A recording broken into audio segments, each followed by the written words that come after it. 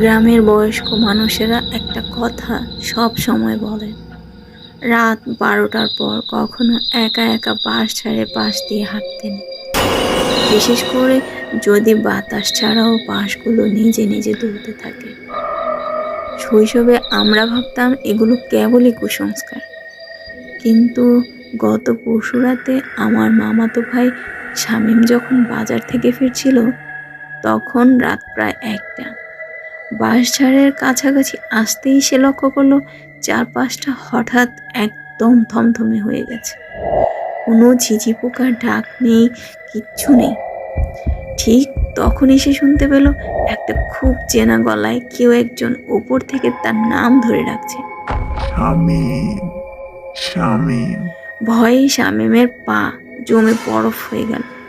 কারণ যে গলাটি তাকে ডাকছিল সেটি ছিল তার দাদুর গলা, যিনি গত বছরই মারা গেছেন। শামীম তখন ভয়ে কাঁপতে কাঁপতে উপরের দিকে তাকাল। তখন সে যা দেখলো তা দেখার জন্য সে মোটেও প্রস্তুত ছিল না। দ্বিতীয় পর্বের জন্য চোখ রাখুন আমার চ্যানেলে। ধন্যবাদ।